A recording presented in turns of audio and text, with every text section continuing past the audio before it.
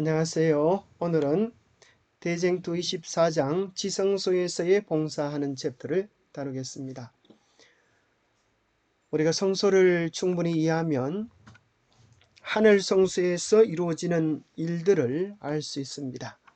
전체적인 목차를 살펴보면 지성소에서 행하는 조사심판, 재림하실 주를 영접할 준비, 조사심판과 어린 양의 혼인잔치, 자격심사, 모형적 심판과 실체적 봉사, 하늘에서 행하는 그리스도의 중보사업, 1844년 이후의 재림운동이라는 소제목을 가지고 있습니다. 자, 전체를 이해하기 위한 질문을 몇 가지 드린다면 대제사장은 언제 지성소에 들어가는가? 지성소에서 하는 일은 무엇인가? 지상성소를 통해 하늘 성소의 사건을 어떻게 바라볼 수 있는가? 혼인 예식에 참여하는 지혜로운 처녀들의 경험은 오늘 우리들에게 어떤 의미가 있는가? 재림 전에 가장 중요한 준비는 무엇인가? 조사 심판은 왜 필요한가? 이런 질문에 대하여 각자 답을 말씀 속에서 찾아볼 수 있으면 좋겠습니다. 자, 지성소에서 행하는 조사 심판. 성소를 이해하면 매일의 봉사와 매년의 봉사가 있었습니다. 매년의 봉사는 대속죄일 봉사로, 대제사장이 지성소에서 행하는 봉사로 이루어집니다. 성소에서 이루어지는 일들을 이스라엘의 7대 절기로 살펴보면 봄절기, 4개의 봄절기와 3개의 가을절기로 이루어져 있습니다. 봄절기는 예수 그리스도의 초림에 해당된다고 하면 가을절기는 수확을 위한 예수님의 재림에 해당되어집니다. 그래서 실제적으로 예수님께서 유대력 1월 14일 십자가에 달려 돌아가셨고 무교절에 장사 지냄 받으셨고 초실절에 부활하셨고 오순절에 성령 강림이 이루어졌습니다.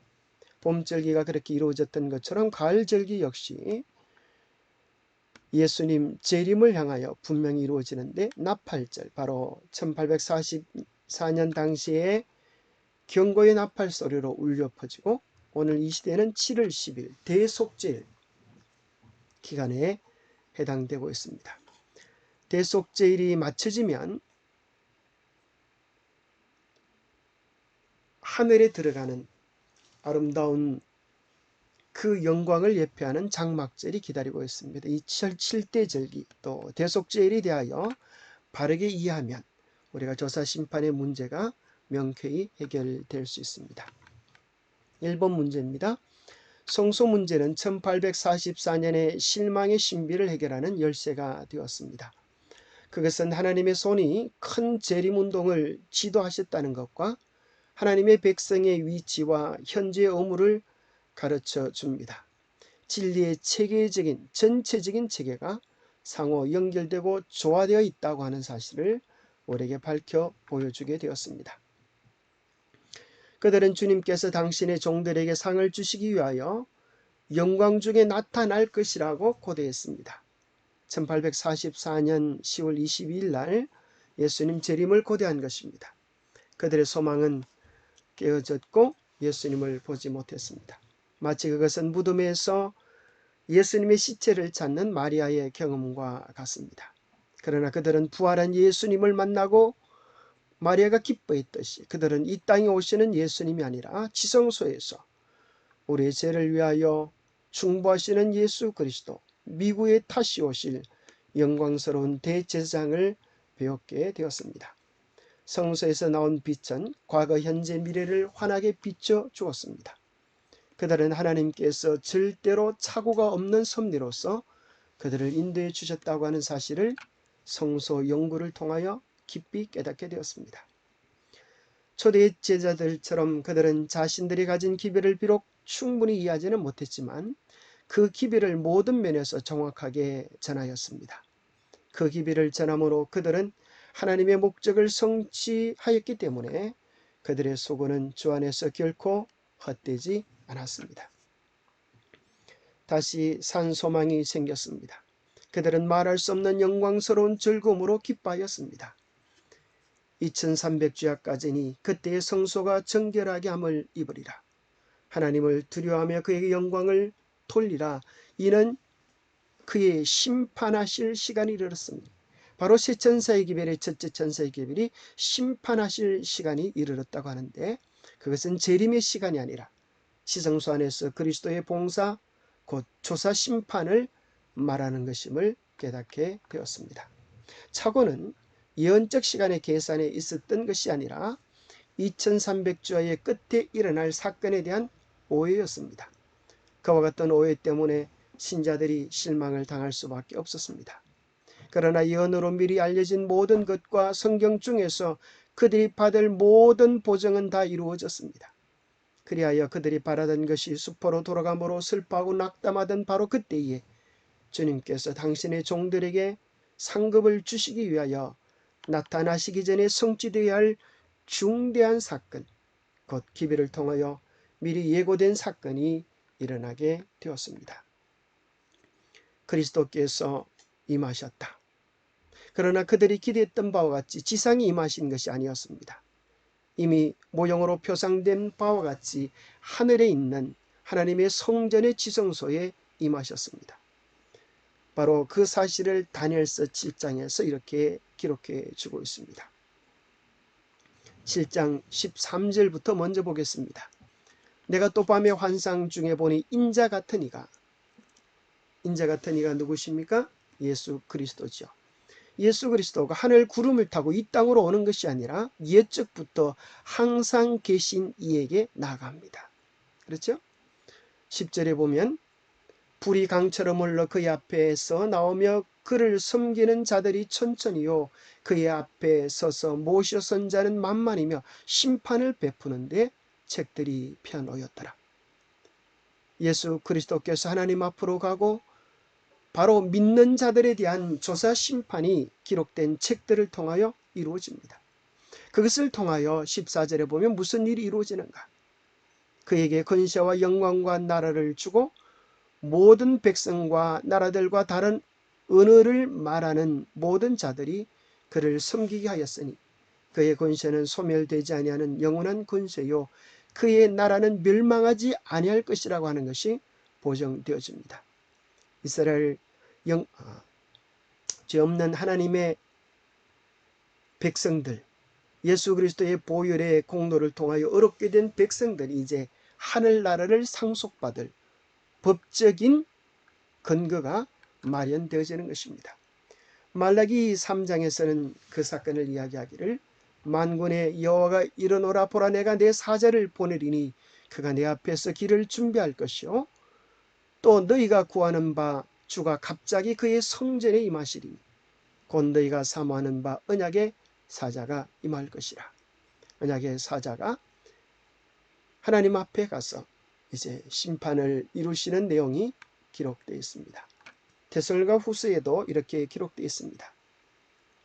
환난을 받는 너희에게는 우리와 함께 안식으로 갚으시는 것이 하나님의 공이시니 주께 주 예수께서 자기의 능력의 천사들과 함께 하늘로부터 불꽃 가운데에 나타나실 때에 하나님을 모르는 자들과 우리 주 예수의 복음에 복종하지 않는 자들에게 형벌을 내리시리니.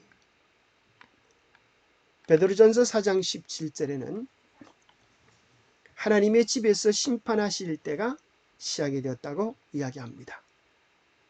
그 심판은 멸망을 위한 심판이 아니고 다시 그들의 이름이 하늘 생명책에 확정되어지는, 그들의 죄가 도말되어지는 중대한 생명의 심판입니다.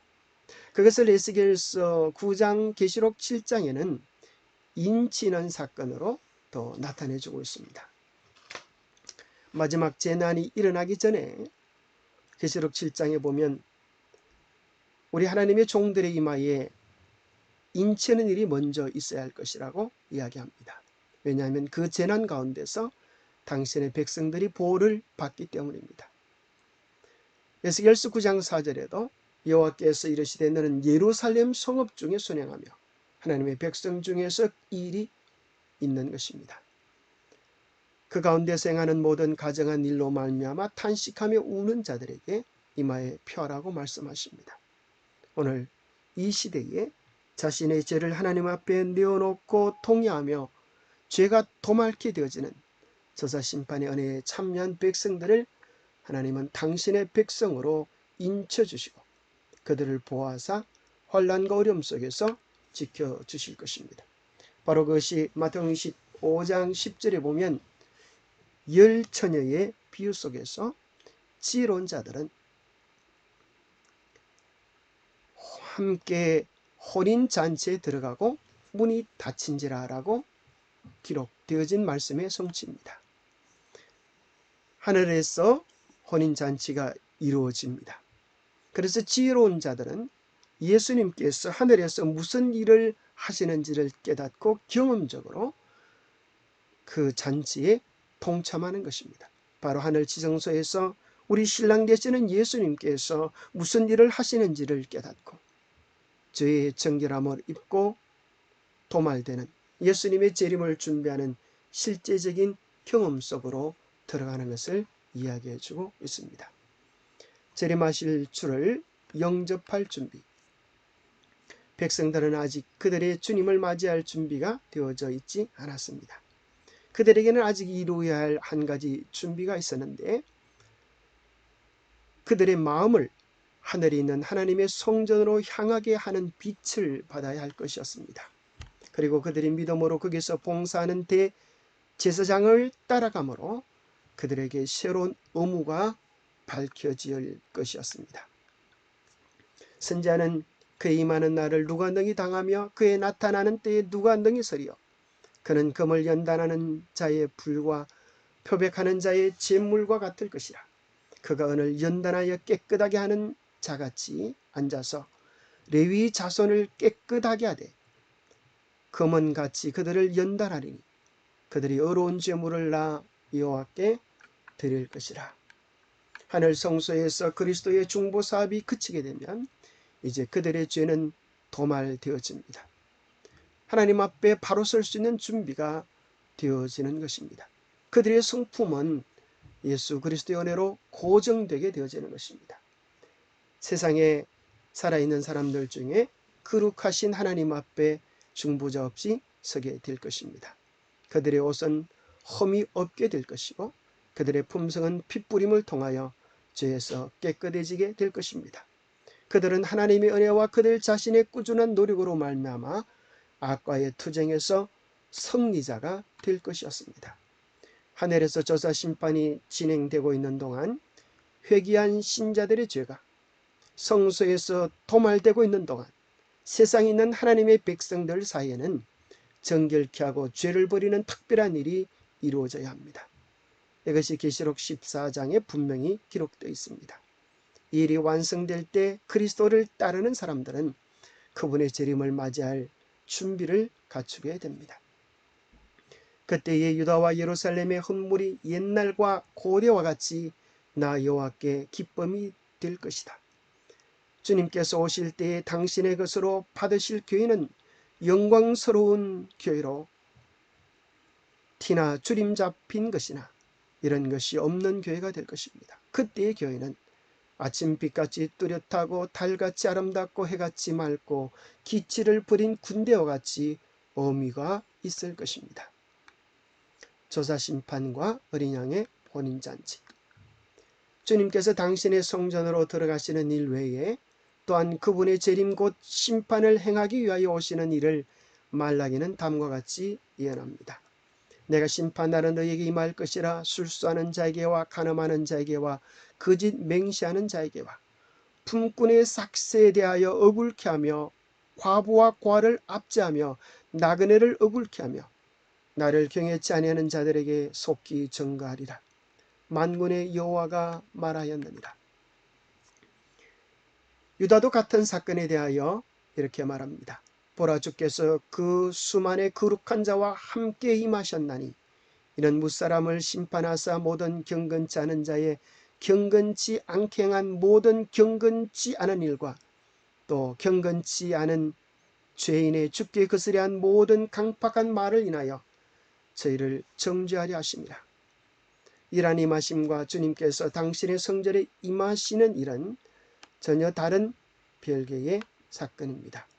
다니엘서 8장 14절에 기록된 바 그리스도께서 우리의 대제사장으로서 성소를 정결케 하기 위하여 지성소에 들어가시는 것과 다니엘서 7장 13절에 묘사된 것과 같이 인자 같은 이가 옛적부터 항상 계신 분 앞에 나아가는 것과 말라기가 예언한 것처럼 주님께서 홀연히 그 성전에 임하시는 이 세 가지는 모두 같은 사건을 이야기하는데 그것은 곧 조사 심판입니다. 그것은 다시 한번 마태복음 25장의 열처녀의 비유에서도 신랑이 혼인잔치에 들어가는 것과 같은 사건입니다. 1844년 여름과 가을에 보라 신랑이로다 맞으러 나오라는 기별이 선포되었습니다. 그때에 설기 있는 처녀와 미련한 처녀로 대표된 두 부류의 사람들이 나타납니다. 한 부류의 사람들은 주님의 나타나심을 기쁨으로 바라보고 그분을 만나기 위하여 부지런히 준비하는 자들이고 다른 한 부류는 두려운 생각을 가지고 일시적 충동을 행동하여 진리의 이론에만 만족하고 하나님의 은혜는 결핍되어 있는 곧 기름을 준비하지 아니한 자들이었습니다.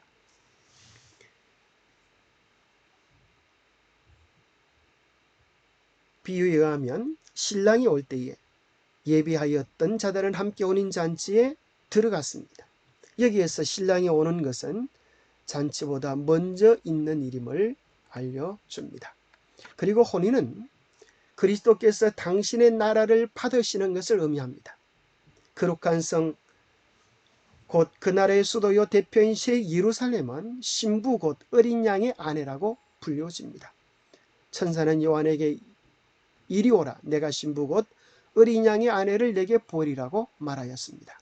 선지자는 성령으로 나를 데리고 크고 높은 산으로 올라가 하나님께로부터 하늘에서 내려오는 거룩한 성 예루살렘을 보이니라고 말합니다. 그러므로 신부란 거룩한 성을 대표합니다. 신랑을 맞으러 나가는 처녀들은 분명히 교회를 상징합니다. 계시록에 의하면 하나님의 백성은 혼인잔치의 청함을 입은 손님들로 불려집니다. 손님이 된 자가 동시에 신부로 대표될 수는 없습니다. 그리스도께서는 선지자 다니엘이 기록한 대로 하늘에서 옛적부터 항상 계신 분께로부터 권세와 영광과 나라를 받으실 것인데 그 예비한 것이 신부가 남편을 위하여 단장한 것 같은 새 예루살렘을 받으실 것입니다. 그분께서는 그 나라를 받으신 후에 그 나라에서 당신의 상에 아브라함과 이삭과 야곱과 함께 앉아 어린 양의 혼인잔치에 참여할 당신의 백성을 구원하기 위하여 만왕의 왕이요 만주의 주로 영광 중에 다시 오실 것입니다. 자격심사 1844년 여름에 선포된 보라 신랑이로다 맞으러 나오라는 기별은 무수한 사람들로 하여금 주님께서 적시로 오실 것을 기대하게 하였습니다. 그러나 그 지정된 시기에 백성들이 기대했던 대로 신랑이 오신 것이 아니었습니다. 혼인 예식은 하늘에서 옛적부터 항상 계신 자에게로 곧 당신의 나라를 받으시기 위하여 예수님께서 나아가시는 사건을 말하는 것입니다. 예배했던 자들은 함께 혼인잔치에 들어가고 문은 닫혔습니다. 백성들은 직접 그 혼인 예식에 참여할 수 없었습니다. 왜냐하면 그들은 세상에서 살고 있고 그 혼인은 하늘에서 행해졌기 때문입니다. 그리스도를 따르는 사람들은 그 주인이 혼인집에 돌아와 문을 두드리면 곧 열어주려고 기다리는 사람과 같이 되어야 합니다. 그러나 그들은 그리스도께서 하늘에서 하나님 앞에 나아가실 때 그분께서 하시는 일을 이해하고 믿음으로 그분을 따라가야 합니다. 이런 의미에서 그들이 혼인잔치에 들어간다고 기록되어 있는 것입니다. 비유에 의하면 혼인잔치에 들어간 사람들은 등뿐 아니라 그릇에 기름을 준비한 사람들이었습니다. 성경에서 진리의 지식을 얻은 사람들은 또한 성령과 하나님의 은혜를 가지고 있었습니다. 바로 죄의 정결함을 입는 사람들이요 죄의 도말의 축복을 경험하는 사람들입니다. 이와 같이 품성을 검사하는 일, 곧 누가 하나님의 나라에 들어갈 준비가 되어 있는지를 결정하는 것이 곧 조사 심판이요 하늘 성소에서 행하는 마지막 사업입니다. 그래서 이러한 하늘에서의 사업을 깨닫고 죄 씻김을 받고 하나님의 참된 백성의 품성을 준비하는 것, 이것이 바로 마지막 시대 하나님의 백성들이 해야 할 일인 것입니다. 마태복음 22장의 비유에도 결혼에 대한 동일한 상징이 소개되어 있는데 거기서도 조사 심판이 혼인 예식보다 먼저 진행될 것을 분명히 나타냅니다. 마태복음 22장에 보니까 임금이 손님들을 보러 들어올세 거기서 예복을 입지 않은 한 사람을 보고 친구여 어찌하여 예복을 입지 않고 여기 들어왔느냐. 그가 아무 말도 못하거늘 임금이 사원들에게 말하되 그 손을 묶고 바깥 어두운 데에 내어 던지라. 거기서 슬피 울며 이를 갈미 있으리라 하십니다. 바로 이것이 조사 심판인 것입니다. 우리는 복음을 가볍게 여기지 말아야 합니다. 복음은 우리에게 있어서 실제적인 것이 되어야 합니다. 우리는 스스로 우리의 품성을 변화시킬 수 없지만 우리의 죄를 고백하고 성령의 은혜를 탄원할 때 성령은 실제적으로 우리 안에 오셔서 우리가 할 수 없는 놀라운 역사를 이루시는데 그것이 바로 대속죄일에 하나님의 백성들이 경험해야 될 축복인 것입니다. 모형적 봉사와 실제적 봉사. 조사 심판의 사업이 마치고 각 시대에 그리스도를 따르는 자라고 공언하는 자들의 판결이 결정되면 바로 그때에 은혜의 시기가 끝나고 자비의 문은 닫혀질 것입니다. 예비하였던 자들은 함께 혼인 잔치에 들어가고 문은 닫힌지라고 한 간단한 구절에는 구주의 마지막 봉사에서 온 인류를 위한 구원의 큰 사업이 완성되기까지의 사실이 다 포함되어 있습니다. 지상성소의 봉사는 하늘 성소의 모형인데 대제사장이 대속죄일에 지성소에 들어갈 때 성소의 첫째 칸의 봉사는 마쳐지게 됩니다. 그리스도의 한 가지 봉사가 마쳐진 것은 또 다른 하나의 봉사를 행하기 위한 일이었을 뿐입니다. 아직도 그리스도께서는 죄인을 위하여 봉사하시는 하늘 성소로 들어가는 열린 문은 그대로 남아 있는 것입니다. 하늘에서 행하는 그리스도의 중보사업. 그러므로 요한계시록에서 오늘날의 교회에 준 말씀, 거룩하고 진실하사 다윗의 열쇠를 가지신 이 곧 열면 닫을 사람이 없고 닫으면 열 사람이 없는 그이가 가라사대 볼지다 내가 내 앞에 열린 문을 두었으되 너희 닫을 사람이 없으리라고 한 말씀이 무엇을 의미하는지를 알 수 있게 되었습니다. 바로 성소의 한 국면의 사업이 끝나고 또 다른 사업이 열린 것입니다. 예수님의 중보 사업을 통하여 축복을 받을 수 있는 사람들은 위대한 속죄 사업을 행하시는 예수님을 믿음으로 따라가는 사람들 뿐입니다. 그와 반면에 이 중보 사업이 밝히 가르쳐주는 빛을 거절하는 자들은 그분께서 중보하시는 혜택을 얻을 수 없습니다. 그리스도의 초림시에 주어진 빛을 거절하고 그분을 구주로 믿지 아니한 유대인들이 그분께서 주시는 용서를 어떻게 얻을 수 있겠습니까? 예수 그리스도를 메시아로 인정하지 아니하고 양을 잡아서 속죄를 얻기 원하는 오늘 이스라엘 백성들은 십자가의 대속의 은혜를 경험할 수 없는 것과 마찬가지로 오늘 이 하늘에서 이루어지는 사건의 의미를 바르게 깨닫지 못하는 자는 그 축복을 누리지 못합니다. 예수께서 성천하신 후 당신의 중보 사업의 축복을 당신의 제자들에게 주시고자 당신의 피를 가지고 하늘 성소에 들어가셨을 때에도 유대인들은 완전한 암흑 속에 묻힌 채 여전히 무익한 희생 제물과 그 밖의 제물을 계속해서 드리고 있었습니다. 모형과 그림자에 속한 봉사는 이미 끝났습니다. 사람들이 하나님께 가까이 나아가기 위하여 이전에 사용하던 문은 이미 닫혀버린 것입니다. 유대인들은 하나님을 만날 수 있는 유일한 길, 곧 하늘 성소의 봉사를 통한 길을 거절하였습니다. 그러므로 하나님과 교통은 끊어졌습니다. 그들을 향해 열려있던 문은 닫혀졌습니다. 그들은 참된 희생 제물이시며 하나님 앞에 있는 유일한 중보자이신 그리스도를 알지 못하였습니다. 그러므로 그들은 그분의 중보 사업을 통한 축복을 받을 수 없습니다. 믿지 아니하는 유대인들의 상태는 소위 그리스도인이라고 공언하면서 경솔하고 불신적이며 우리의 자비하신 대제사장의 사업을 고의적으로 알지 아니하고자 하는 자들의 상태를 예정해 주는 것입니다.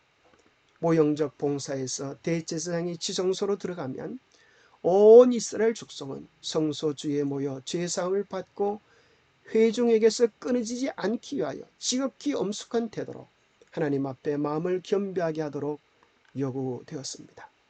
그렇다면 오늘 우리는 실제적인 대속죄에 있어서 우리가 해야 할 의무가 무엇인지를 깨닫는 것은 얼마나 중요한 것입니까? 인류는 하나님께서 자비로서 보내신 경고를 거절하고 무사할 수 없습니다. 노아 시대는 하나님께로부터 한 기별이 이 세상에 주어졌는데 그 기별을 취급하는 태도에 의하여 그 사람의 구원이 결정되었습니다. 경고를 거절하였으므로 하나님의 성령께서 죄 많은 인류에게서 떠나시고 마침내 홍수로 멸망당하였습니다. 아브라함 당시에는 흉악한 소돔 주민들을 위하여 더 이상 가난하지 못하였으므로 롯과 그 아내와 두 딸 외에는 모든 사람이 하늘에서 내려온 불로 멸망되었습니다. 또한 그리스도의 시대에도 은혜의 복음은 전해졌습니다. 생명의 복음은 전해졌습니다. 그러나 그 복음을 거절하고는 살 길이 없었던 것처럼 오늘 우리가 관심을 모아야 할 복음이 이것입니다. 그들이 하나님의 말씀의 교훈을 거절할 때 하나님께서는 성령을 거두어 버리시고 그들이 좋아하는 기만 가운데 버려 두셨습니다. 그러나 그리스도께서는 여전히 사람들을 위하여 중보하고 계시므로 빛을 구하는 자들에게 빛이 주어질 것입니다. 처음에는 재림 신자들이 그 사실을 이해하지 못했습니다. 그러나 그 후에 그들의 참된 입장을 명확히 드러내주는 성경 구절들이 그들 앞에 전개됨에 따라 그것이 분명하게 되었습니다. 1844년 이후에 재림운동, 1844년의 시기가 지나감에 따라 재림의 신앙을 여전히 간직하고 있는 사람들은 큰 시련을 당하였습니다. 그들의 진정한 입장을 분명히 확인해 주는 일에 관한 그들의 위안과 안도감을 열어주는 유일한 것은 그들의 마음을 하늘의 성소로 비추어 준 빛이었습니다. 그러나 다른 한 무리들은 과거의 경험을 통하여 하나님께서 그들을 인도하신 사실을 굳게 믿고 요동치 않았습니다. 어떤 자들은 떨어져 갔고 어떤 사람은 말씀 위에 굳게 서서 요동치 않았습니다. 그들은 하나님의 뜻을 알기 위하여 기다리고 깨어있어 기도한 결과로 마침내 그들의 대제사장께서 다른 단계의 봉사사업에 들어가셨다는 사실을 알게 되어 믿음으로 주님의 뒤를 따라갔을 뿐 아니라 교회의 마지막 사명이 무엇인지를 깨닫게 되었습니다. 그들은 첫째, 둘째 천사의 기별을 분명히 이해했고 계시록 14장의 셋째 천사의 기별에 엄숙한 경고를 받아온 세계에 복음을 전할 준비가 갖추어지게 된 것입니다. 오늘 우리는 하늘 지성소에서 그리스도의 사업을 분명히 깨닫고 죄로부터의 정결을 위하여 그리스도의 품성이 우리 안에 이루어지는 일을 위하여 간절히 기도하면서 어린 양의 혼인잔치의 의미를 깨닫고 따라가는 진실된 남은 무리들이 될 수 있게 되기를 간절히 바랍니다. 기도하겠습니다. 하나님 아버지, 우리는 역사적 대속죄의 엄숙한 시간을 살아가고 있습니다. 우리의 마음이 오늘 하늘 지성소에서 이루어지는 그리스도께 우리의 마음의 초점을 고정시키게 하시고 그리스도와 더불어 그 사업에 동참할 수 있도록 도와주시옵소서. 우리 알고 있는 죄들을 주님 앞에 내어놓고 고백하면 매일 아침마다 하나님과의 깊은 교제를 통하여 말씀 속에서, 기도 속에서, 간구 속에서 성령 충만함을 경험할 수 있도록 도와주시옵소서. 참으로 저의 온전한 정결을 힘입게 도와주시고 우리 자신을 온전히 성령께 굴복하여 성령께서 우리 안에 이루시는 위대하고 놀라운 일을 맛볼 수 있는 우리 모두가 되게 축복해 주셨기를 우리 주 예수 그리스도 이름 머지하여 간절히 간구하옵나이다. 오늘 챕터가 참 중요합니다. 우리 디쟁2에 있는 말씀들을 더 깊이 또 개인적으로 연구하면서 우리 주의 오심을 위하여 준비되는 우리 모두가 되시기를 소망합니다. 감사합니다.